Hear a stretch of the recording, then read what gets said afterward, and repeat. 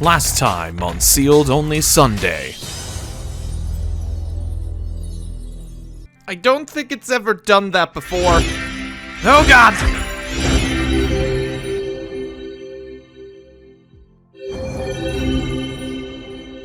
What the actual hell just happened here? Oh my god. I have gained sentience. Firewall exceeds dragon? Oh, fuck.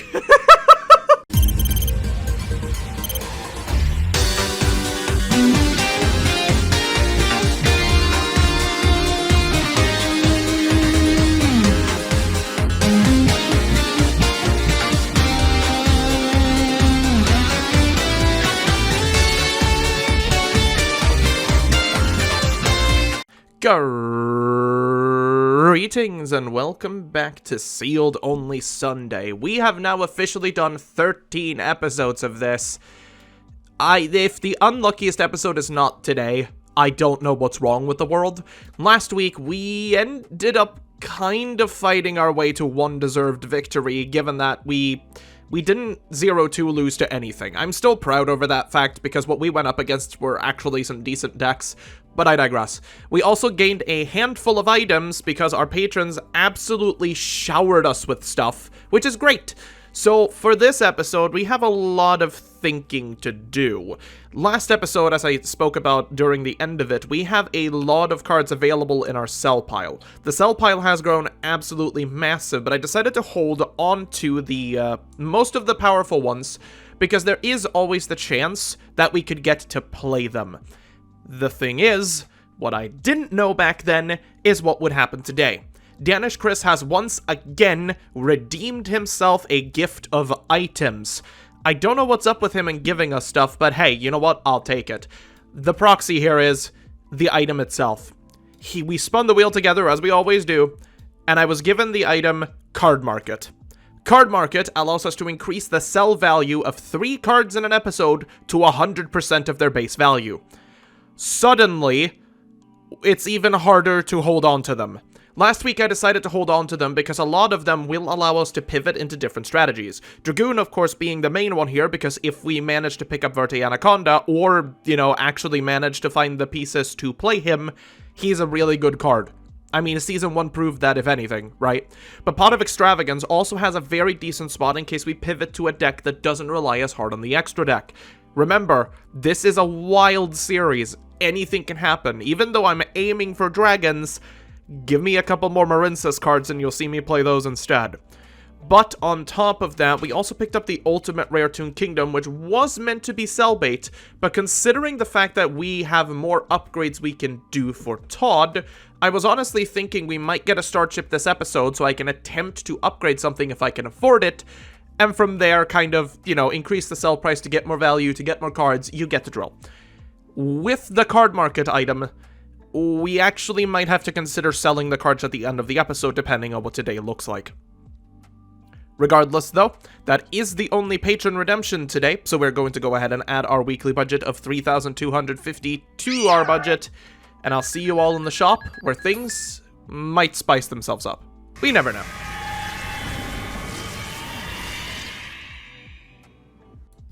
Oh me, oh my, what a shop we're looking at this week.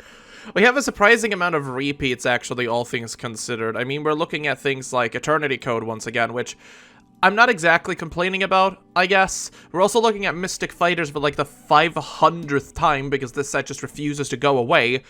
But more importantly, we're looking at the promotional products again. We do have the 2020 Unlocked Memories now at full price, but I think we got everything we could possibly wish for out of it last week. But we also have Dual Overload. Speaking of ways to summon Dragoon, I swear to God, this is what I rolled. You can ask Absolutal over on the Omega Condor channel, because he was with me when I spun these. Oh boy. Oh boy. I'm not even entirely certain what I'd like to do here, to be honest, because Eternity Code has so many things that would bolster our current core set of cards, I would say. I mean, we have things like Gearsu that might finally allow us to actually play an Orcust package because we have a ton of them.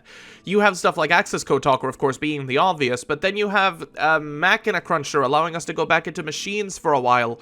You have Dragon Maid. I hate it. I hate choices. You know what? Let's leave the choice up to our patrons. Once again, Pact, show me what the patrons want. Well, it would appear that the patrons have spoken, and they want Duel Overload. I can't exactly blame them for this, because Duel Overload does host a ton of great cards that we could pick up. Not just quote-unquote Dragoon support, but things like Halki Fibrax would actually allow us to start extending our plays a little bit more, and we might be able to go more heavily into a synchro deck of some sort.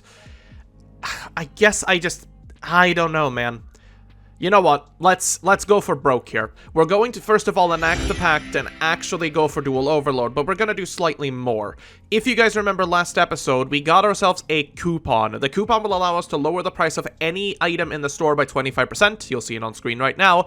We're going to use it, and we're going to purchase 2 Duel Overloads for 3,300 DP. With that out of the way, let's get to opening some packs, shall we?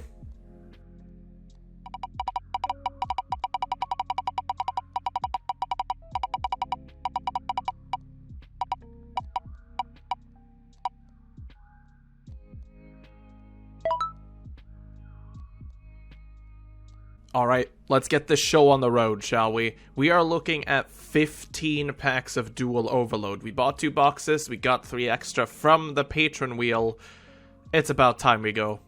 Our first card is going to be Deck Lockdown, Yugioh, the weird Ascended card, Simorgh Bird of Sovereignty, and a second Dingirsu. Not exactly complaining, I don't think we ever need more than one, but hey, I'll take what is there. Pack number 2, Swap Frog, Magical Musketeer Caspar, another Phantasme, Requiem Umbrella, and Scrap Orthros. Swap Frog there is probably one of the better cards because that legitimately builds into a Marincess engine, so I'll take it. Pack number 3, Mystical Space Typhoon, a third Dingirsu, Malefic Toon, Abyss Actor Hyper Director, and an Ancrellum Umbrella again. Oof. Pack number 4, Simorgh, Relinquished Anima is a good card, Mystical Space Typhoon, Zombie World, and another Ancrellum Umbrella. I will take the Relinquished Anima, actually. That's a very interesting card we may have use for. Alright, let's go again. Traptrix Gin Celea, Raid Raptor Weistrix, Witchcrafter Madame Vere, Mecha Phantobeast Auroradon, and Extra Hero Infernal Divisor. None of them are necessarily good for what we're attempting to do, but hey, it is what it is. Pack number 6. Relinquished Anima again, Malefic Selector, Chaos Dragon Levianeer, thank you, Double Evolution Pill, and Dark Anthelion Dragon. Chaos Dragon Levianeer is something that we have legitimately needed for a long time. I'll take it. That helps building into Chaos as well if we want to pivot out of dragons. 2 Animas now too, which is weird. Pack 7.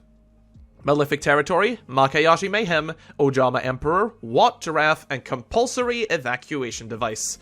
Kind of okay for a trap card, but not necessarily what we want. Pack 8.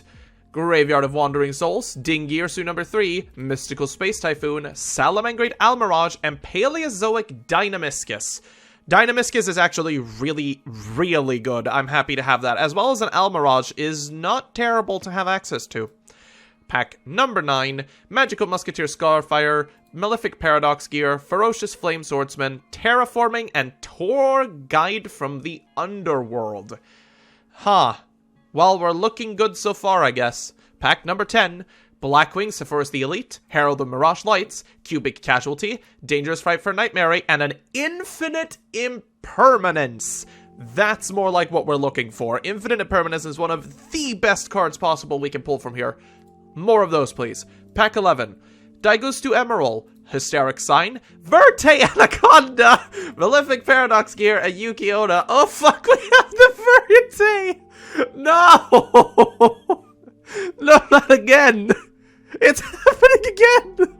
How the hell are we gonna find Red Eyes Fusion, though? Where is even that available from? Oh no. Okay, Pack 12. Terraforming, Double Evolution Pill, Bujinki Ashima, Speedroid Marble Machine, and Hollow Giants. That card that's dog shit. Get out of here. Pack 13, Ancient Gear Ballista, King Dragon, Celine Queen of Master Magicians, Halki Fibrax! Oh my god, this book is correct! This open is stupid! We got everything! We got both Halcon Verte! Oh I'm so done. Pack 14. Reptilian Echidna, Firebrand Hymnist, Aurora Dawn, King Yosukoi, another Infernal Divisor, and for the last pack, Phantom Emperor Trilogig, Cyber Emergency, Medulci Mageline, Watt Giraffe, and the Alien Shock Trooper M-Frame. Holy fucking shit. Well, okay. Let's calm down. Let's be reasonable about this.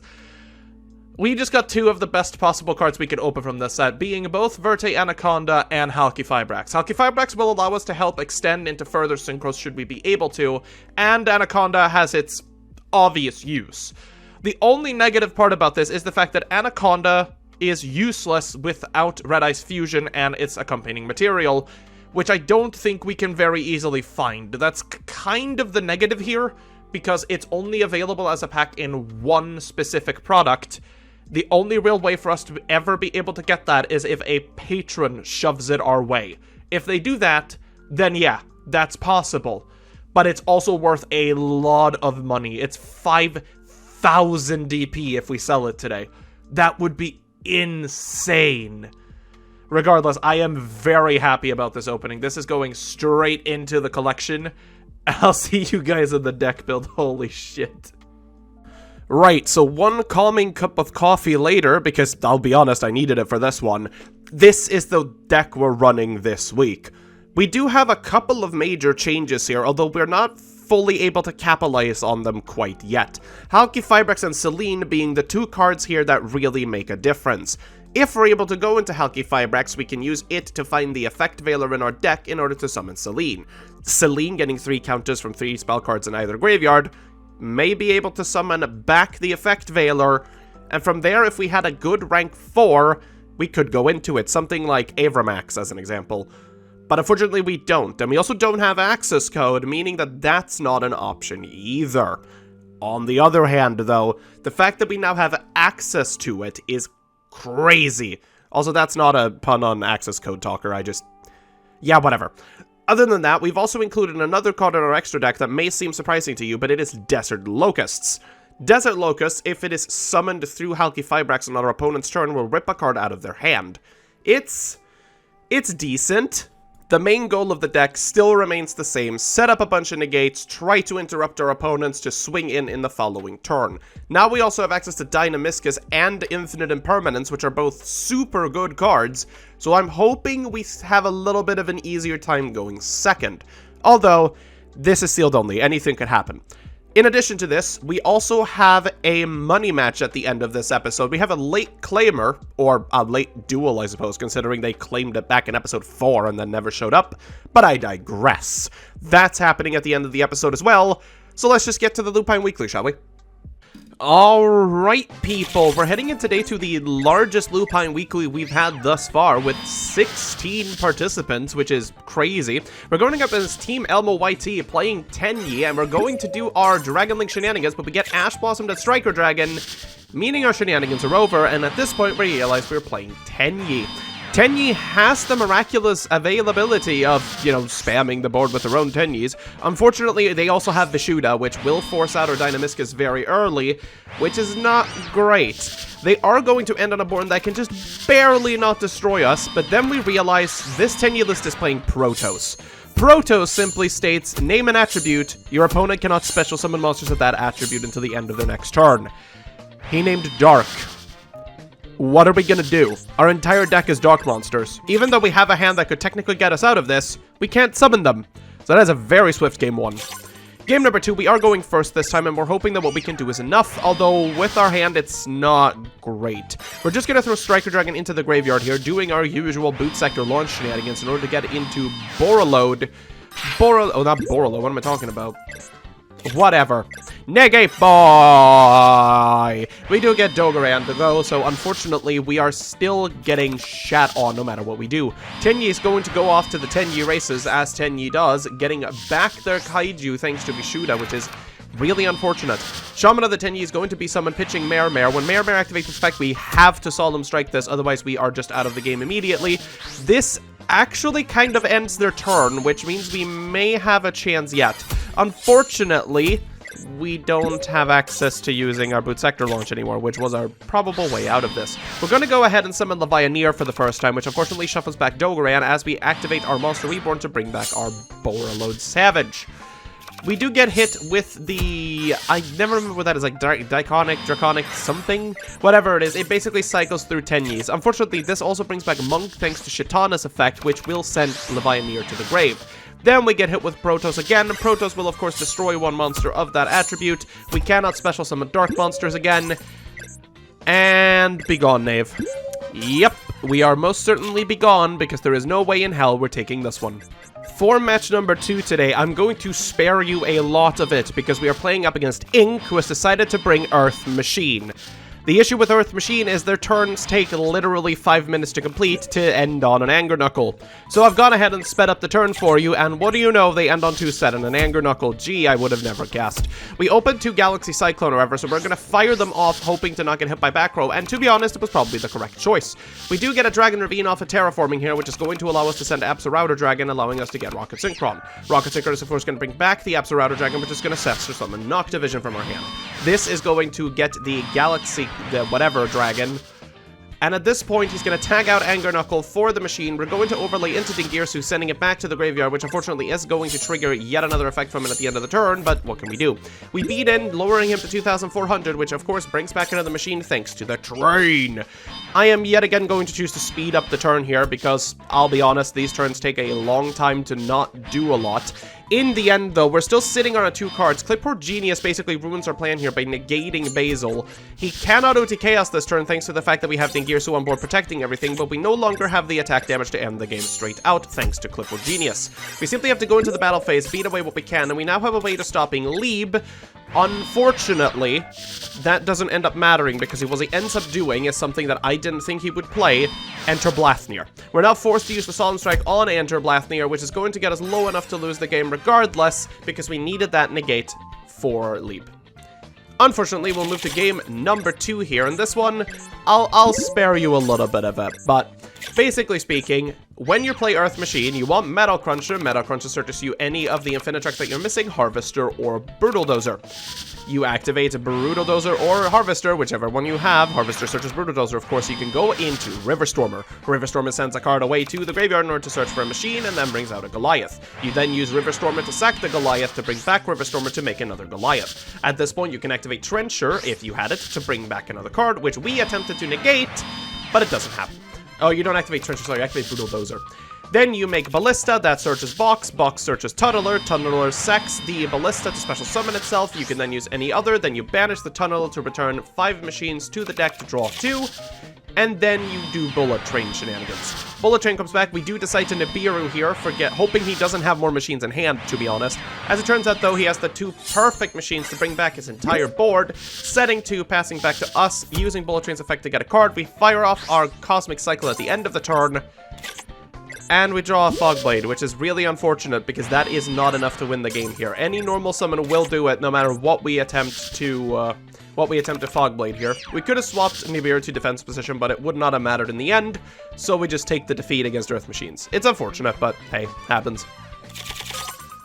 A brick and a half later, we go into match number 3 against Josh Shikiri123 playing the sealed only Triff Enthusiast deck, Pendulums. We do have full combo in hand this time, which is absolutely crazy. So for once this episode, we are going to pop off. We're going to go into our spheres, of course, activating the Noctivision Dragon effect and drawing Imperial Order.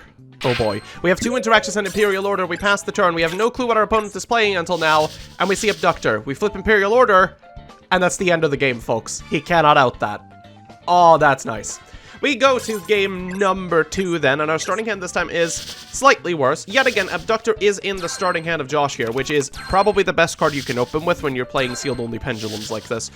Magical City of Endymion comes out, as well as the Servant of Endymion, which is also completely great. Medusa on field doesn't exactly do a lot here, but we are lacking power to OTK because, we don't have a summonable monster in hand. Yikes. However, we then pass the turn back, and at this point, he does do a goof, and forgetting that EDO Pro is EDO Pro, and accidentally activates Medusa's effect on itself, now not letting him use the spellbook of power, I believe's effect in order to pop off, which basically saves us here as we're able to go into Halki Fibrax, bringing out the boy. We do get hit with a drone lock, but that wouldn't mattering because now we have Bizzare on board. At this point, we do beat in a bunch of damage and pass turn back, hoping that there's no retort. There is an Endymion in hand, which sucks, and at this point, we do decide to get rid of the card as best as we can by tagging out into our Desert Locust. Desert Locust pitches the Endymion from hand, but that doesn't matter because Servant can just bring out another one back. At this point, there is a Spell Trap Negate on the board. I will activate Dynamiscus here to get rid of some of the spell counters, which I do, which is really nice. Unfortunately, they simply come back because thinking is really hard.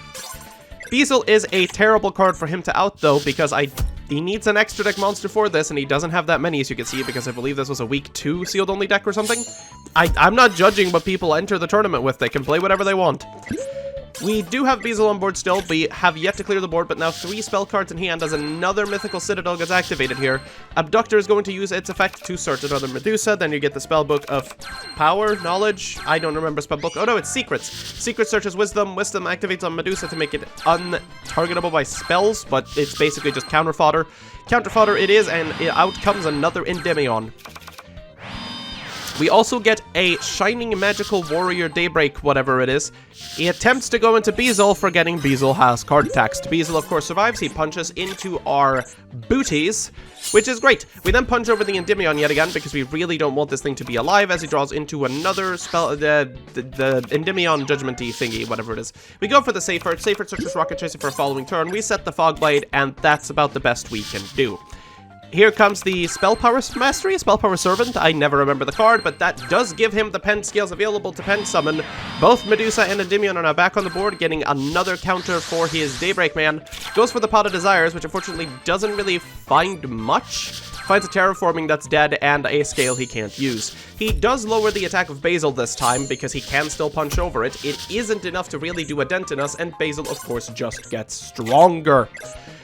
We basically have the game at this point, so we have just decided I'm just gonna pop off, see what I can do, because there is about nothing he has that gets over the Bizzare. The Bizzare. There are a bunch of counters floating around yet again, because oh boy, if that isn't how the game works. Borreload Savage Dragon comes out, gets equipped, and with this I have enough damage on board to send the beat over and actually take a game today. Oh, now for our last match of today, I've gone ahead and sped this game up by 400%. We are yet again playing up against Mothwoman, who is playing Gran Maju, and we only have one way of beating this deck, and that is stalling out until she runs out of cards in the deck. Let's just say, for a majority of this game, she has 3 soul releases on board, which means the actual replay takes freaking forever. Not a lot actually happens in the game, as you can probably see, as most of what we're doing is literally just stalling, hoping she cannot punch over us. We do eventually get into a Boral Sword Dragon to kind of mitigate the normal summoned Gran Maju, making sure that she can't do an attack with it. This works for a while, and then eventually, we actually manage to get into Bizzare in defense position of all things, because at this point, her Gran Maju would be big enough to just end the game if we leave anything in attack position that can't handle it. It was the best play that we could do, because eventually she will run out of cards before us, because, you know, she's banishing cards left and right. And what do you freaking know? The plan actually ends up working. We choose to never attack, never risk anything. We don't want to get hit with a evenly matched either, so we're not playing anything we don't have to. And eventually, the cards run out, and that is about the best we can get from it. Game number 2, however, does not end the same way, surprisingly, as we are yet again forced to go first, but we can only set 3 and hope for the best. A Pot of Duality is going to be sent out here, finding the soul release yet again, which is of course going to be activated because, the field, however, is open other than that, so we are going to do our best here to attempt an OTK, and now that I'm looking back at the replay, I probably could have. I'm just very stupid and don't read, which should not come as a surprise to anybody, I think. Regardless, though, we do manage to get Bizzare back on the board, punch in for a grand total of 4,500, and we are going to be able to do one hand drip here as the turn passes over. Twin Twister is going to be activated, to which we chain the Halki Fibrax and the Dynamiscus to get rid of Soul Release, because why wouldn't we? Desert Locust is going to be brought out, and that's just going to get rid of a... Is that Soul Release? I don't remember card names. You should know this by now. This is like episode 13. I still don't know what I'm doing.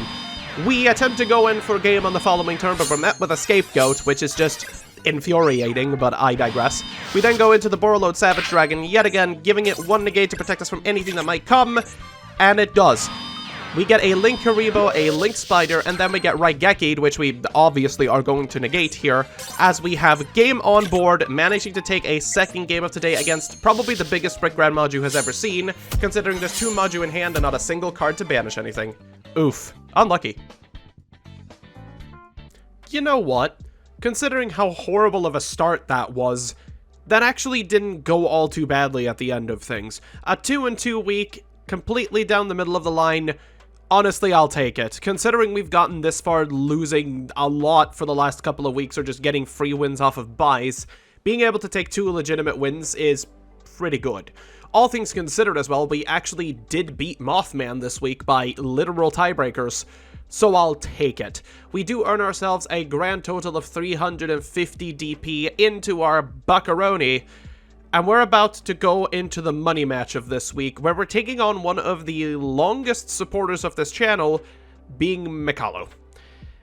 Oh boy. Alright, money match time. We're playing up against Mikalo, or Mikalo 3A, or whatever you want to call your name. I call you Mikalo. You're Mikalo now. Playing Insert Invincible here, because we're yet again up against another Pendulum deck. I can't believe everybody's playing Pendulum these days, but hey, it is what it is. As he attempts to start putting counters on his Abductor, we go ahead and Galaxy Cyclone it, not Galaxy, Cosmic Cyclone it, because it's the best thing we can do. He attempts to normal summon the Dark Worm, but we hit it with the Effect Veiler, which is, again, probably the best play we could have done here.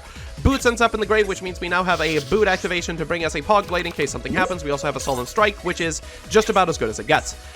At this point, we realize he's actually playing Zephyra, and Zephyra's kind of terrifying for us. Zephyr Man himself ends up in the Pendulum Scale, which is going to throw cards into the face-up extra deck, which is really bad for us. He goes for the Pendulum Summon of 1, to which we meet it with a Solemn Strike. He does summon the Time Gazer Magician, going into Pernapan Verti Anaconda to attempt to bring Dragoon to us, but our new shiny Infinite Impermanence helps us out and seals that away. We do draw a card for turn here, which ends up being Cloak, and the only thing we can really do with this is punch over the Predaplant, being the best thing we can do. It's kind of bad, but I digress.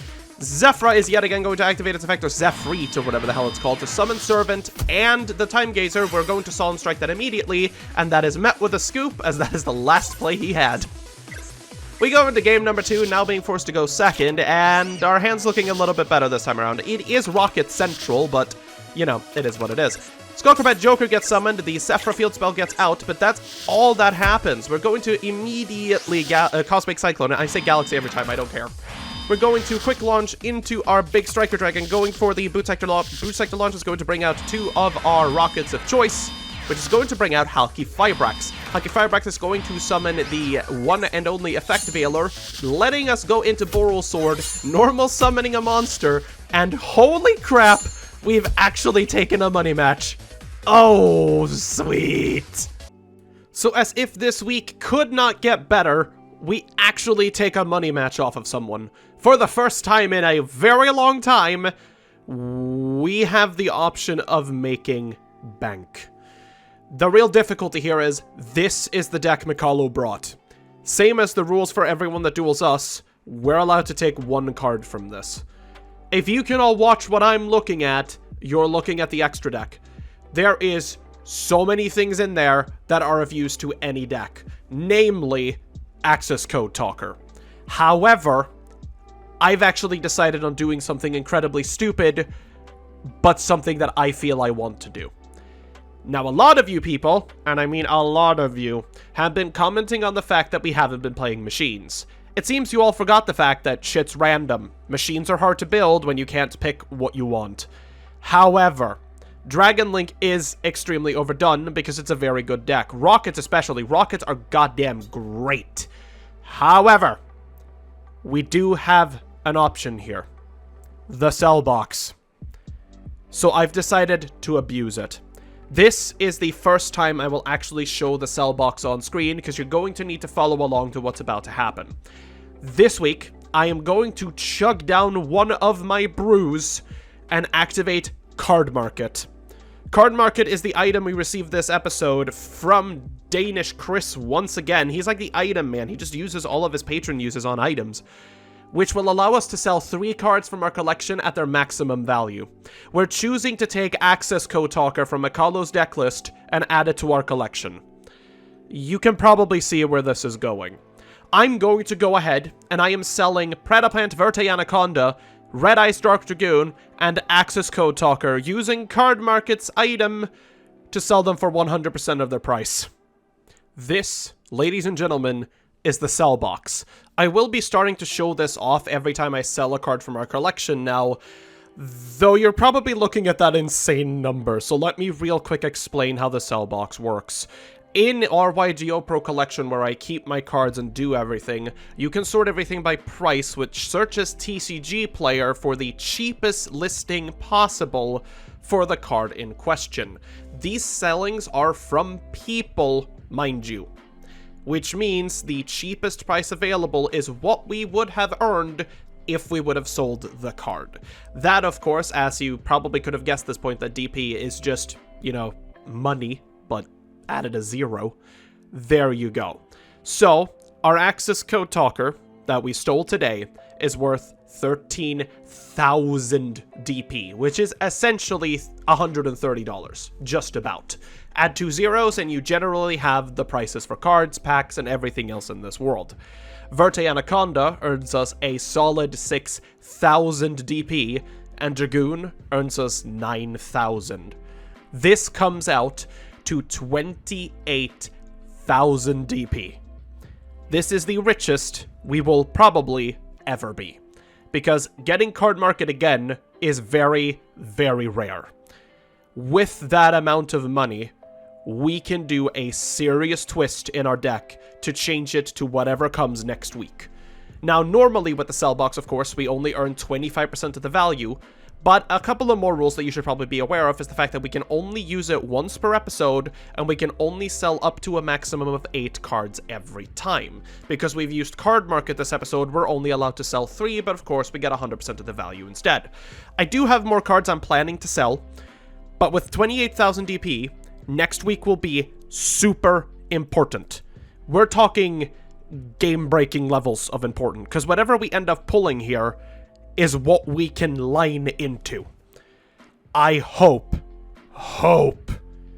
that we get something, because if we can shift out of Dragon Link, I will, 100%, and I'll go all in on it. That means we'll add 28,000 DP to our budget, now sitting at a whopping 28,545, and next week is going to be the bank breaker. However, until next week, I'd like to thank you all for watching this episode. If you enjoyed, remember to click the like and subscribe button, because you do not want to miss next week's episode. Thank you again for watching, and remember to stay safe out there. Money, money, money, money, money, money, money, money, money.